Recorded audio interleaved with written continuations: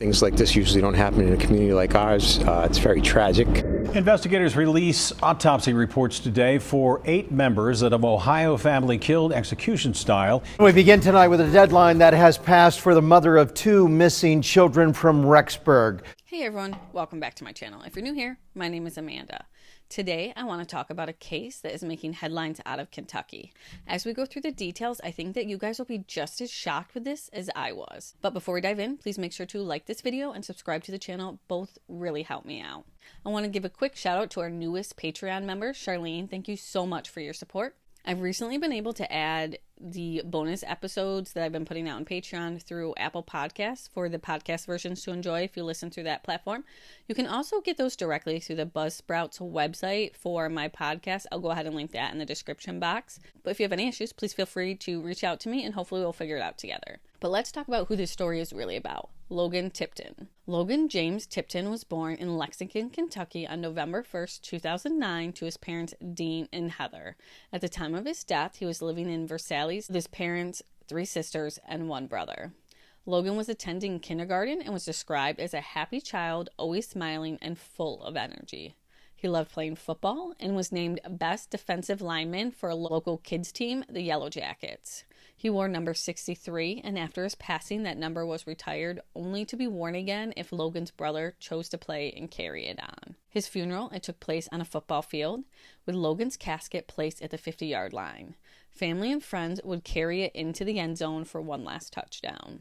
Now, this tragic story began in the early hours of December 7, 2015 in the 300 block of Douglas Avenue. That night, Logan's father, Dean, left the front door unlocked because his wife, Heather, was working 3rd shift and her key was recently broken. He had never imagined that a grown man would walk into their home and attack his family. But around 4 a.m., 32-year-old Ronald Exantus entered the Tipton home. He walked through the house, retrieved a knife from the kitchen, went upstairs, and stabbed 6-year-old Logan as he slept. Logan's cries for help woke his sister, who shared the same room. Later, she would say that she woke up to a shadow hovering over Logan as he was being injured. I don't know if YouTube will let me say that word over and over again. Her screams woke up her oldest sister, who called 911, and her father, Dean, was rushing up the stairs to the noise. As Dean approached, he heard the intruder yell to the children, "Clean your rooms," before turning around to him with the knife. The two began to struggle, a fight Dean said felt like a lifetime, until police arrived and arrested Exantus. When Dean realized Logan was hurt, he ran over to him. He would later say that it was 10 seconds later, Logan looked up at him and closed his eyes, dying in his arms. 2 of Logan's sisters were also injured in the attack, one being stabbed in the back and her head stomped on. There was no mystery about who did it in this case. The man was arrested inside the family home, the very home he just had attacked them in. The Tipton family said that they had never met or seen the 32-year-old before that night.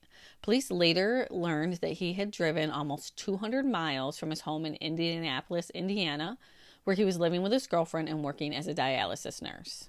Investigators found no connection at all between Exantus and the Tipton family. When questioned, Ronald confessed, telling police he was reenacting Grey's Anatomy. He was charged with first-degree first-degree burglary, and 3 counts of assault. During questioning, he also told officers that he had killed his girlfriend back in Indiana, but when police checked, they found her alive and unharmed. Autopsy was completed on Logan, revealing multiple injuries to his head, neck, and back. He had been stabbed in the jugular vein and died within minutes from blood loss. Ronald Exantus pled not guilty at his first arraignment and was held on $1 million bond.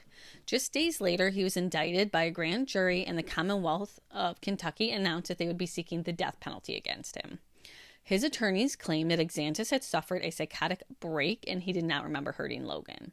In June of 2016, he was scheduled for a psychotic evaluation, and doctors would ultimately find him competent to stand trial. A trial date would be set for August of 2017. However, it would eventually be pushed back to 2018, and it would be moved to Lexington, Kentucky, due to the high level of publicity surrounding the case.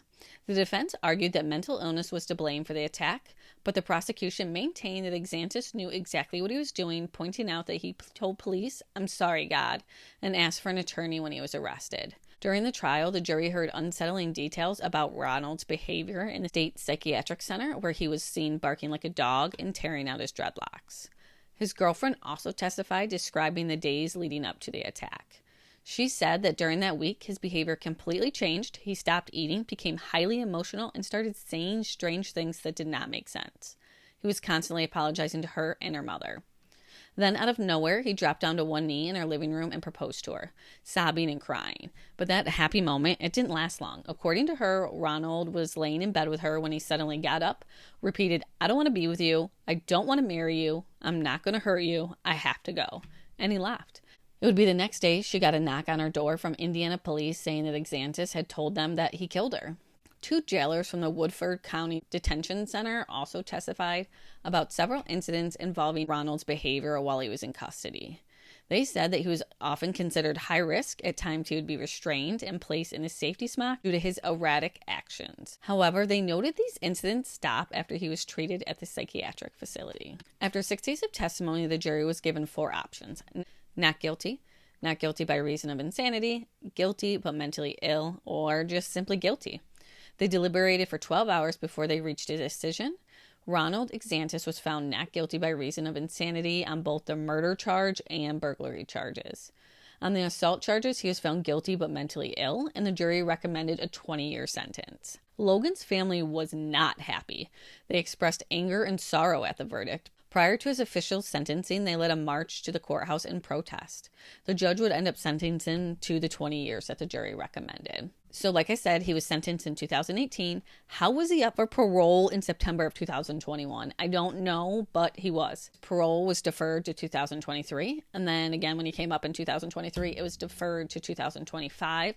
However, and when he was up for it in 2025, he was released from custody. Good behavior and education credits reportedly shaved over a decade off of his time, which is fucking nuts to me. How do you break into someone's home and murder a 6-year-old? Unwell or not, I do understand that he may not have been in his right mind, but to be trusted to not be that dangerous again, and I just don't understand how you're able to get good behavior credits when you assaulted someone with a knife. He filed to serve as mandatory re-entry supervision out of Florida, which he's required to do for 6 months. After he gets out, he's required to be supervised. It's like a re-entry thing in Kentucky. He qualified for mandatory re-entry supervision, meaning he'd be out for 6 months with the Department of Corrections, saying that he remained under supervision until his sentence officially expires in June of 2026. But that's still crazy to me. He was sentenced in 2018 to 20 years.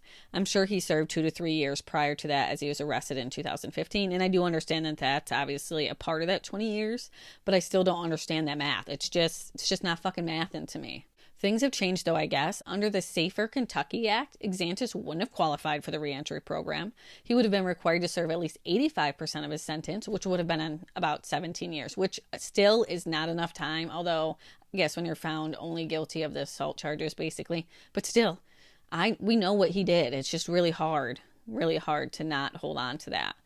But because he was convicted in 2018, all this came before the law went into place, so it didn't affect him. The Kentucky Parole Board released a statement clarifying that they did not release Ronald Exantus on his parole. Exantus was reviewed for parole on September 30th, 2025, as required by state law.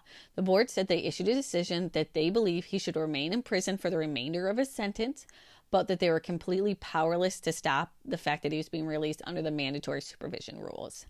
Logan's oldest sister said the hardest part was feeling like no one cared about Logan in this entire process, that it was not about Logan. The family has since called on lawmakers to help support Logan's law and even appealed to the president for support. And from what I've seen, Logan's law proposes that anyone found insane in court would still be required to spend time in a mental hospital once released from prison. Now, just this past week, we learned that Ronald Exantus was rearrested in Florida, where he had been staying. He was taken into custody for failing to register as a convicted felon within 48 hours, despite signing paperwork that he acknowledged that he needed to do this.